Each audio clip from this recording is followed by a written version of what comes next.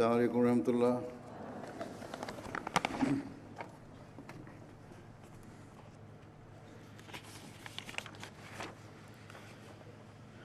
أشهد أن لا إله إلا الله وحده لا شريك له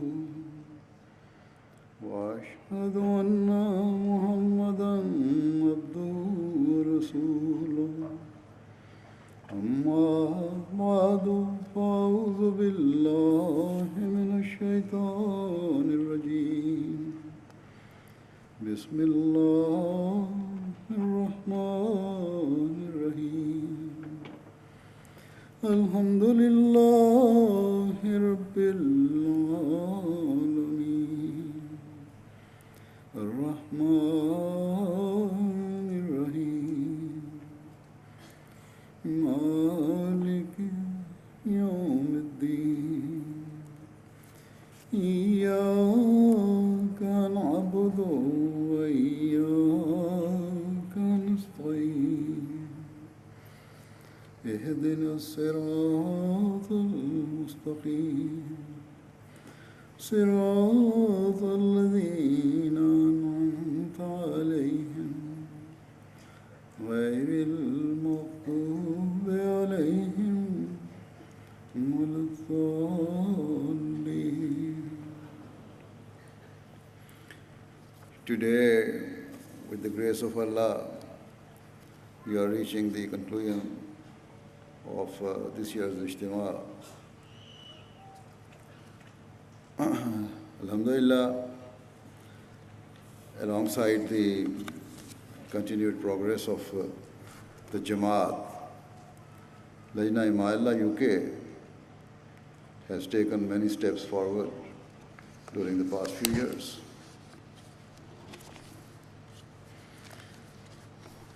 Both in terms of members and in terms of the scope of its activities. Lajna has progressed, and mashallah, many beneficial schemes and events have been established in recent years. However, as we move towards success and prosperity, it is essential that we intensify our efforts to protect and preserve our true Islamic values and our core identity as Muslims. The only way to achieve this is for us to strive more than ever before to act upon the teachings of Islam. More than ever before, we must endeavor to fulfill the desires and expectations of the Prophet Messiah ﷺ. He was the one sent by Allah the Almighty to restore the glorious and noble teachings of Islam. He was the one sent to rectify the weaknesses that had gradually corrupted the practical manifestation of the Islamic faith amongst Muslims over the preceding centuries. In addition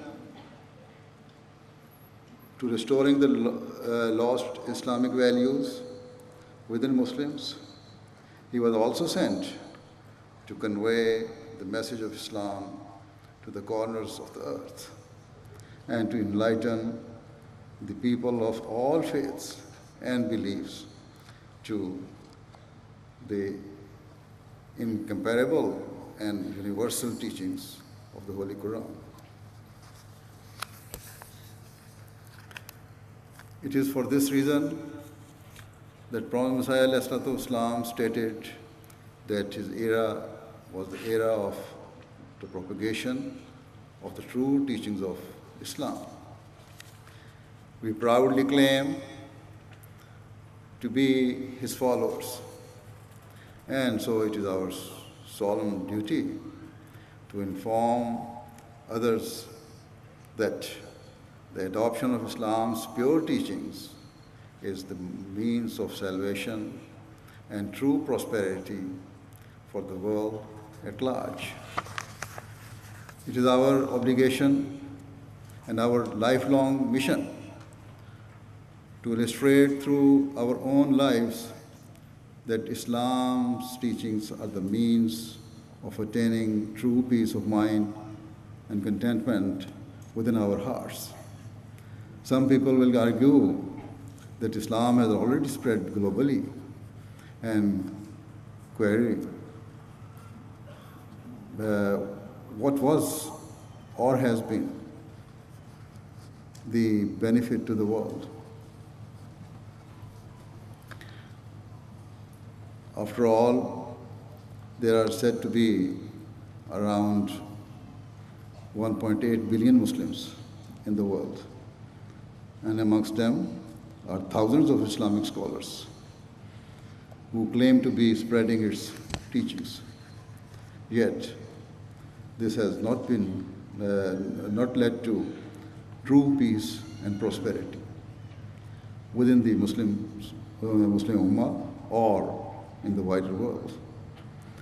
The simple and clear reason for this is that, save for those blessed people who have accepted the promised Messiah, ﷺ, Muslims across the world are driven within deviant dissent and interpret the teachings of Islam in a way that are devoid of sense and often impossible to practice. The reality is that Allah the Almighty sent the Prophet Messiah ﷺ to propagate and re-establish the perfect Sharia that had been revealed to the Holy Prophet ﷺ. We are the fortunate ones who have heard and accepted the call of the Imam of the age. And we have been charged with practicing and preaching all that he taught. In order to fulfill this great objective, Allah the Almighty has not left us bereft or ill-equipped. Rather, He has created the means for the spread of Islam in this era.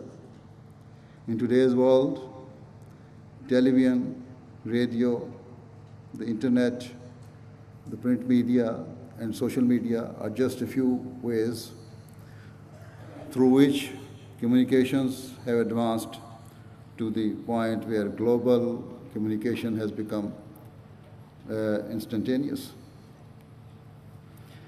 These are all technologies that we as a Jamaat are utilizing to spread the teachings of Islam. However, it is not enough to merely convey the message of Islam to others. Rather, our objective can never be fulfilled until each and every one of us become living and practical examples of the benevolent and noble teachings of Islam. This is why the Prophet Messiah ﷺ repeatedly spoke of the need for the members of his Jamaat to live their lives in accordance with Islamic values and to live and breathe its teachings. I should also add that we cannot claim to be unique in utilizing these modern technologies. Rather, worldly people have spared no effort in using the latest means of communication to broadcast programs and content. Most regrettably and worryingly, much of the content being broadcast or streamed in the world today serve only to weaken the moral and spiritual fabric of society and to take people away from what is good and decent. They justify such immoral content in the name of freedom, amusement, and pleasure. Thus, where these new technologies have been created as a means for us to serve and spread the holy teachings of Islam, they are also being used by others to immerse the world in depravity and shameful immorality.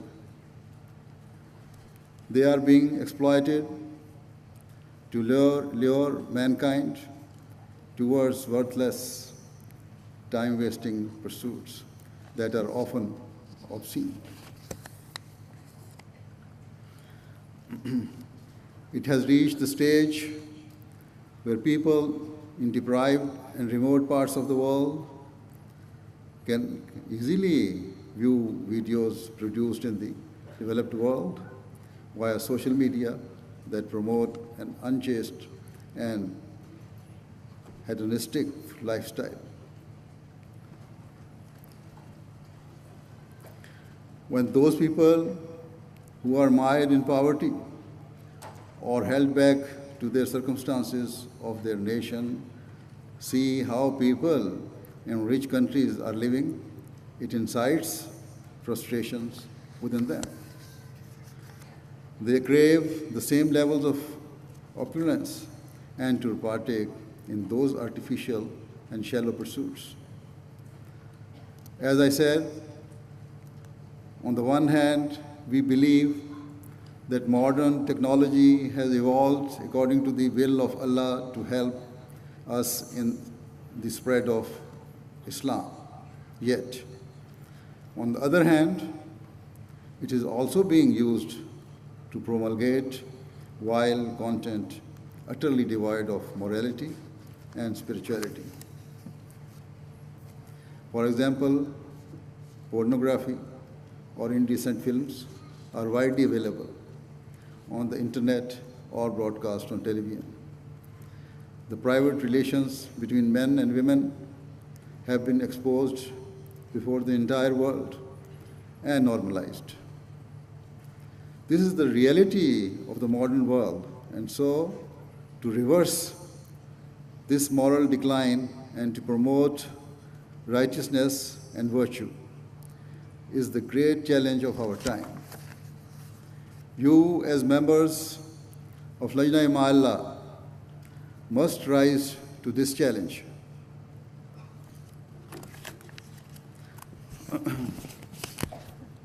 Indeed, it is the task of Ahmadi men, women, and our youth, as members of the community of the Prophet Messiah, to use modern day technologies to counter the influence of irreligious and immoral forces and to show that upholding religious values in the contemporary world is not just possible but is absolutely vital.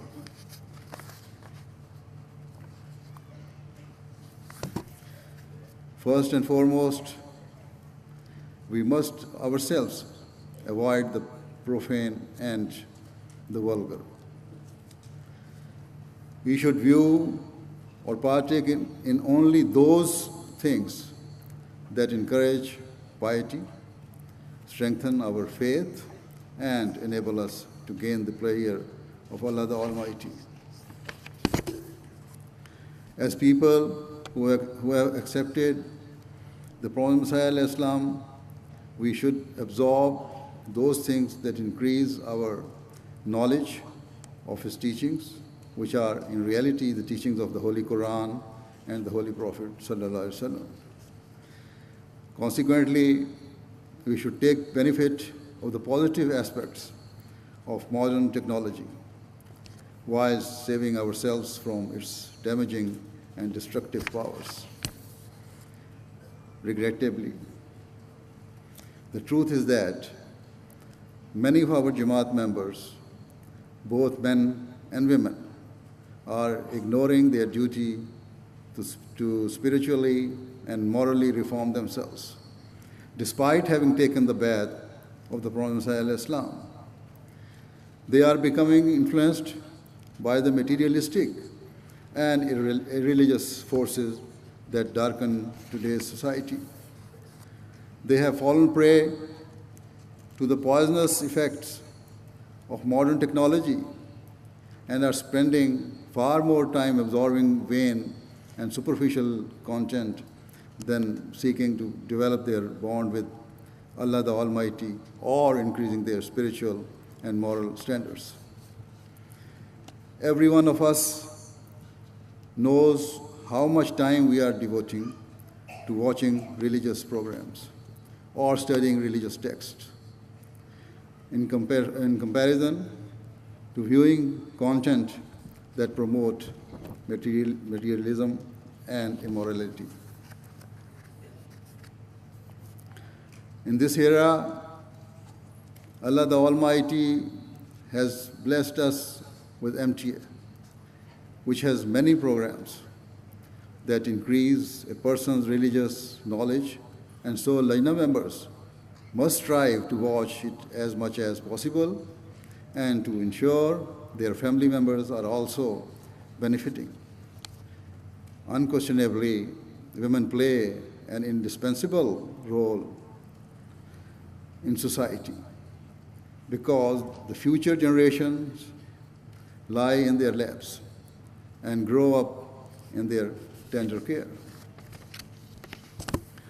This fact alone greatly increases the responsibility placed upon Ahmadi women to ensure that they view those programs or read those books that strengthen their moral fiber and which help them to fulfill the purpose of being part of the community established by the Prophet ﷺ.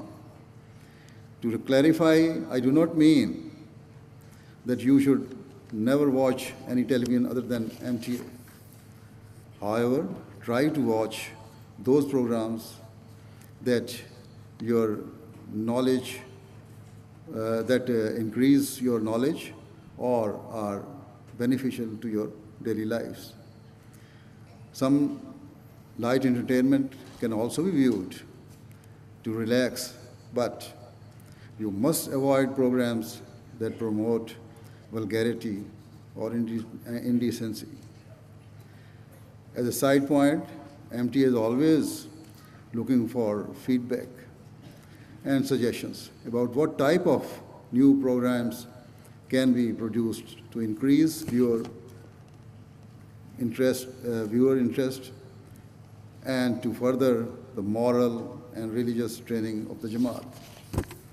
Our Lajna members have many good ideas, and so they should send any comment or feedback they have in this regard. Moving on, I have mentioned in the past how many members of the Jamaat living in the Western world are those who migrated from Pakistan or their parents or grandparents.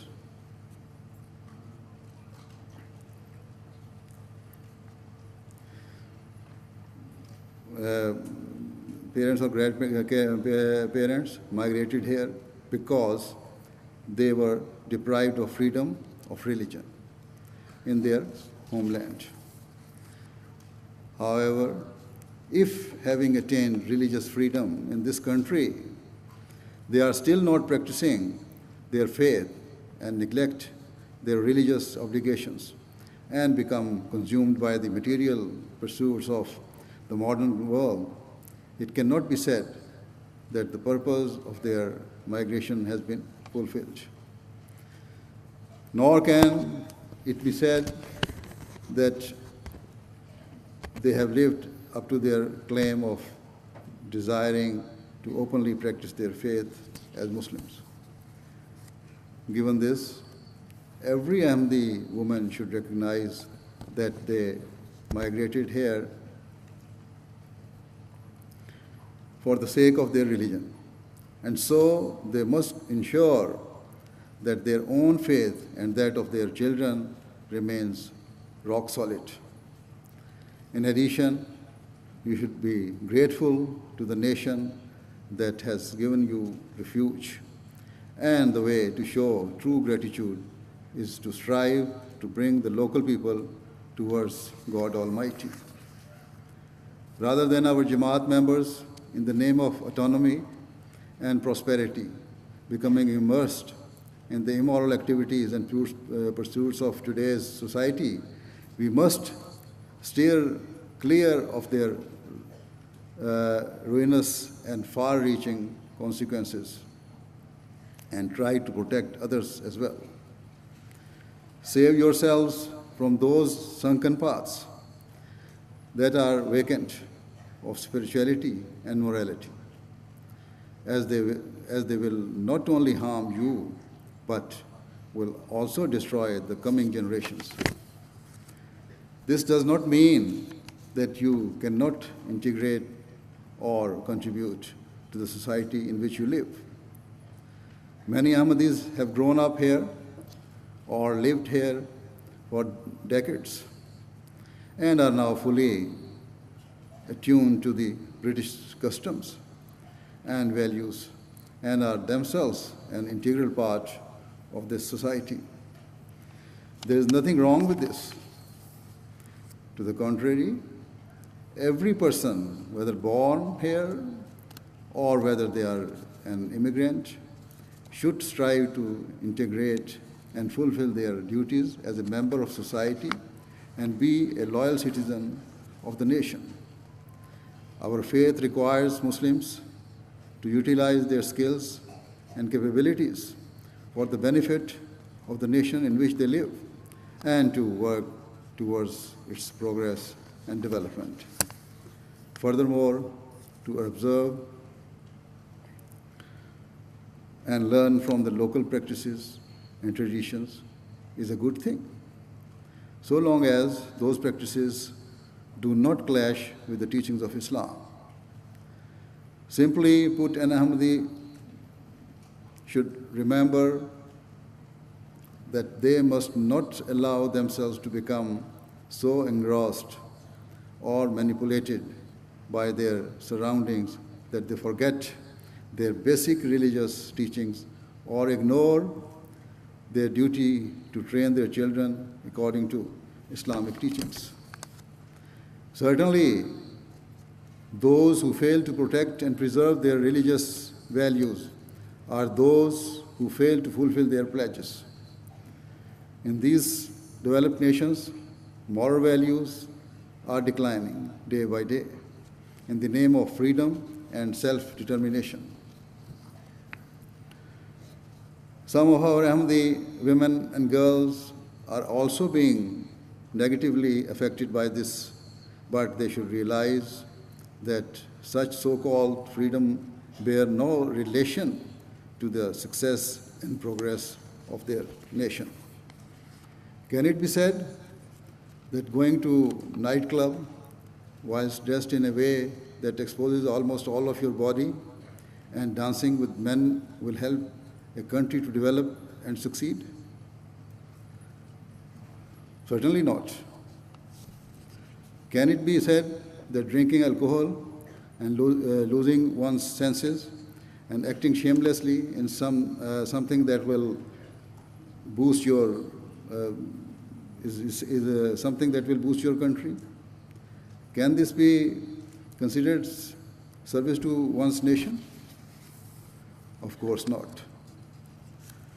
These are just a couple of examples, and there are many other harmful things that are prevalent in this society, which secular people try to justify in the name of freedom of choice or progress, but which have been declared as obscene by Allah the Almighty and His Messenger sallallahu alaihi wasallam, and which take mankind away from its Creator. Though such things are championed as examples of a free and modern society, the reality is that such impropriety serves only to shatter the foundations upon which a truly thriving and compassionate society is built. to debase and lower a society's moral compass in the name of freedom is a means of undermining the strength and unity of civilization at a collective level, as well as individually harming the people within that society. Let it be clear that a time will surely come when the people of these developed countries will realize that what they considered to be freedom was actually the means of their destruction.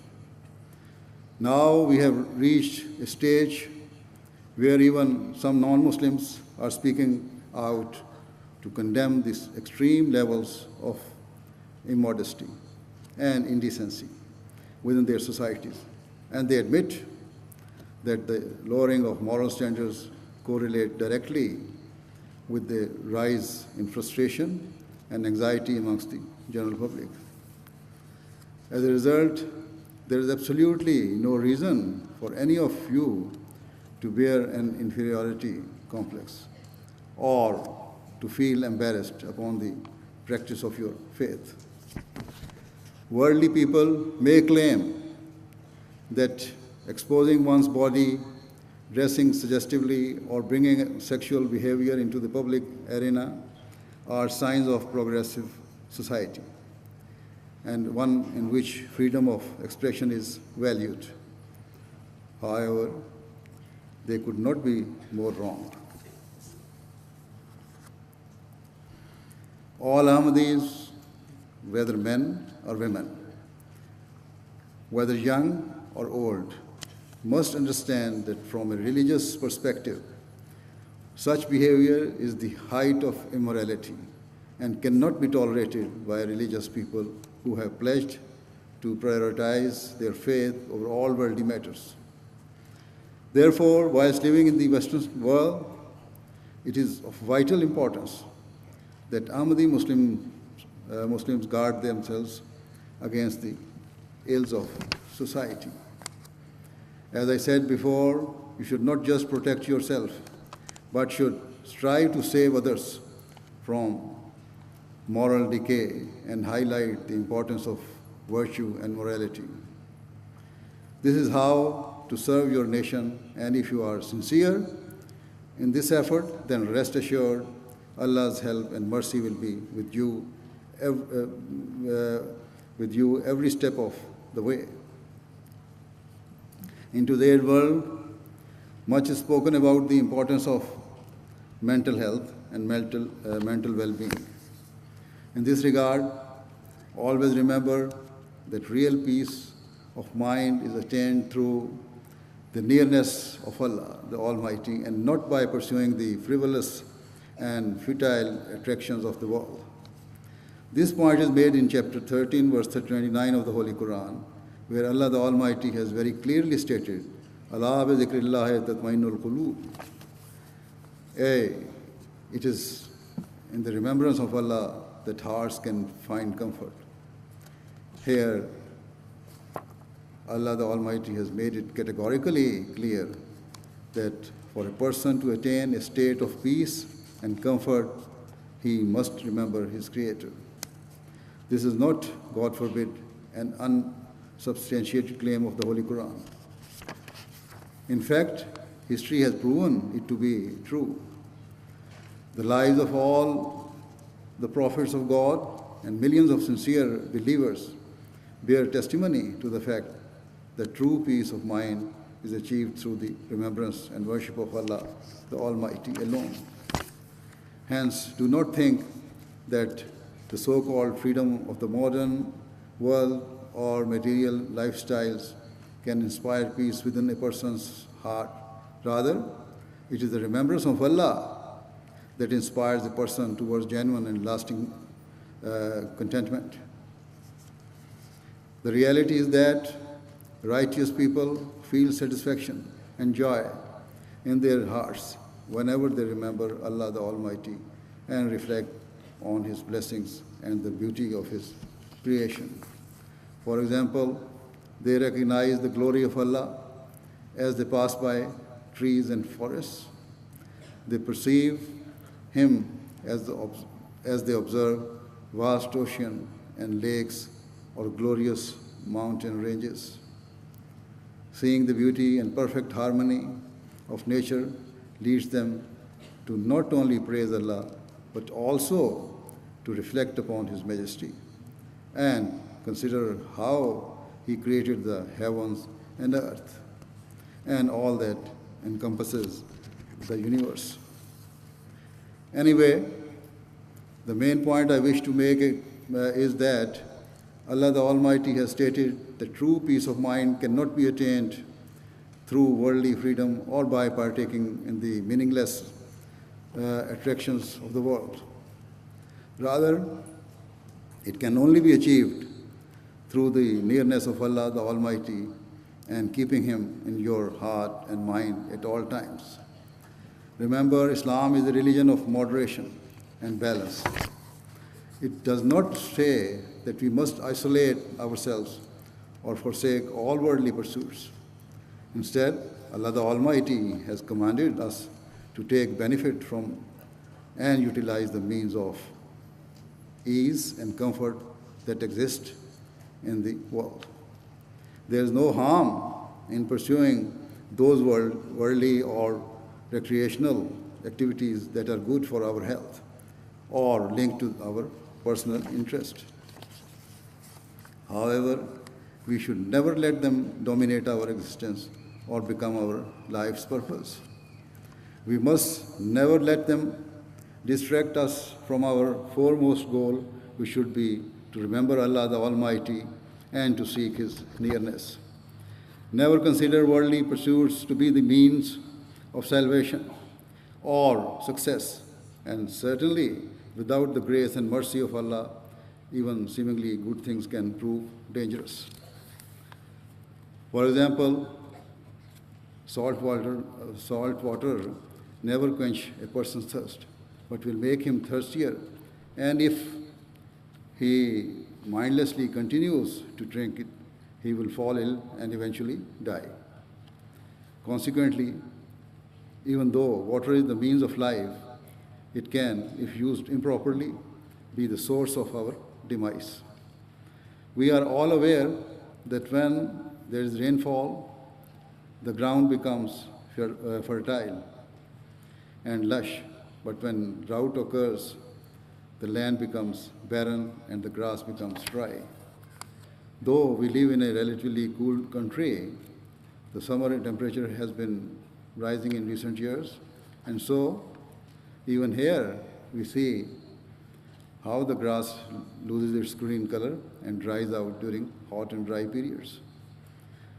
In those countries where the climate is perpetually hot and subject to drought, the grass completely dies away, and animals and other living bodies begin to perish. Thus, the value of waters is limitless and incomparable, and its true value is only noted when we are deprived of it or if it becomes contaminated. In a similar vein, if a person disregards the blessings of a God Almighty and pursues sinful behavior whilst considering to be His water for life, he will become mired in frustration and despair. Allah the Almighty has associated the advent of prophets and the teachings they bring as spiritual water for humanity, because through their spiritual water our souls are cleansed and given sustenance.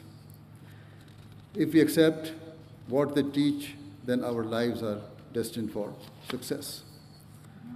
Yet, if we reject their teachings or act immorally, we will be rejecting their spiritual water in favor of the worldly salt water, which will never quench our thirst and will ultimately lead to our destruction.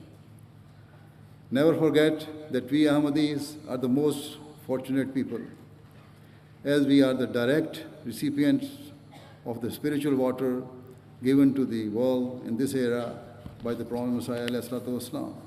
If having accepted him, we continue to walk upon a path of immorality and fail to observe the commands of Allah, the Almighty, then we will be destroying our own lives and will be guilty of choosing salt water over the spiritual water that could have been our means of salvation and triumph. Moving on, another thing I wish to mention is that some Ahmadi men and women, including some of our youth, think that the Jamaat places unnecessary constraints on their lives and are denying them their freedoms. However, if they look carefully and fairly, they will realize that the Jamaat is not denying their rightful freedoms in any shape or form. Rather, the Jamaat serves only to uphold the teachings of Islam and to morally guide the members of the Jamaat accordingly. We strive to encourage all Ahmadis to act upon the true teachings of their religion, which are the means of true freedom and liberation. Regrettably, there have been cases of a few young Ahmadi men or women who became so influenced by the wider society that they left their homes and abandoned their faith. For some time, they may have considered themselves to be free or to have attained the liberties and fun they sought.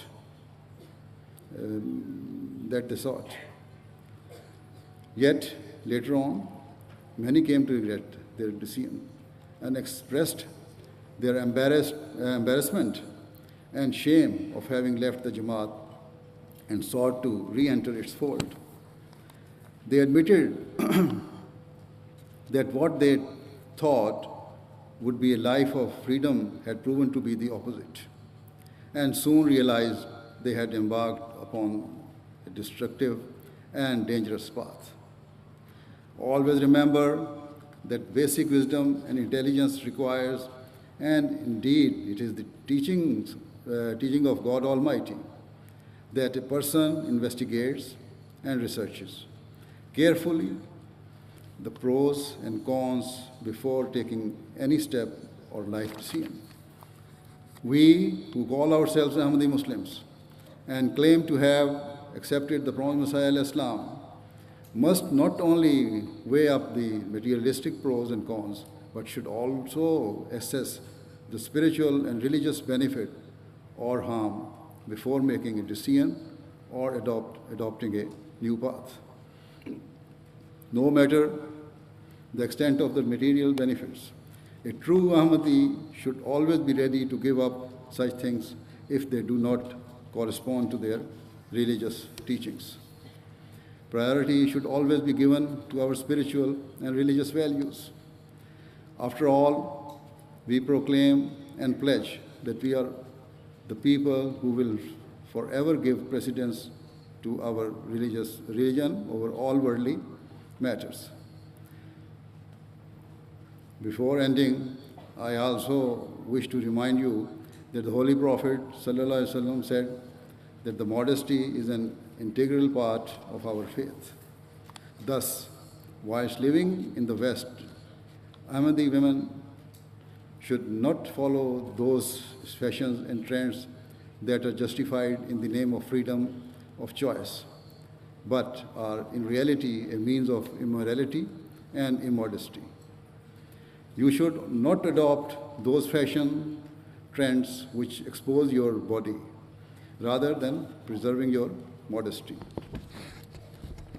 At all times, Ahmadi women and girls should follow those fashions that are within the confines of modesty and through which their chastity is preserved. It should be clear that every Ahmadi woman and girl dresses and acts in a respectable way and according to the principles of modesty. Sometimes some Ahmadi women or girls fail to cover their heads, their hair, or even their chest for the sake of fashion. And this is completely contrary to the requirement of their faith. Furthermore, some ladies wear coats in the burqa coats in the name of parda, but their coats are so fitted that they resemble a skin-tight shirt. Such coats that expose a person's physical attributes are not appropriate for Muslim women or girls. The coats you wear should cover your bodies, and your scarves should be worn properly over your heads. Always be conscious of your dress so that no one can ever question your modesty, and be proud of the fact that parda is the means of guarding the honor and chastity of a Muslim woman. Every Ahmadi man and woman has a circle within which they are duty bound to remain, and that circle is simply whatever Islam teaches. Hence, our limits are not decreed by any individual. Rather, they have been decreed by Allah the Almighty. Some people think that Ahmadiyya is stricter than Islam, but this is wrong, because Ahmadiyya and Islam are one and the same thing. The standard of parda required by Islam has been very clearly stipulated in the Holy Quran. And so you should read the Quran carefully to see what the required standard of modesty, standards of modesty are. In every respect, we must follow the teachings of the Holy Quran and consider it our guidelight. We must observe the standards of worship stipulated in the Holy Quran. We must act upon the methods of remembrance of Allah that have been given in the Holy Quran. We must adopt every Quranic instruction to the best of our abilities. Then we will attain the rewards and nearness of Allah, the Almighty, and we will fulfill the rights of our Bai'at of the Prophet Messiah Islam. Otherwise, our claim of giving priority to our faith over all worldly matters and being ready for all sacrifices for its sake will be devoid of truth and rendered hollow and meaningless. May Allah the Almighty enable all of you to act upon the true teachings of Islam, to understand and realize that the true purpose of your lives is to attain the pleasure of Allah the Almighty and to be ready for all sacrifices in its cause. Ameen. May Allah the Almighty continue to bless Lajna Imaillah in all respects. Now join me in silent prayer.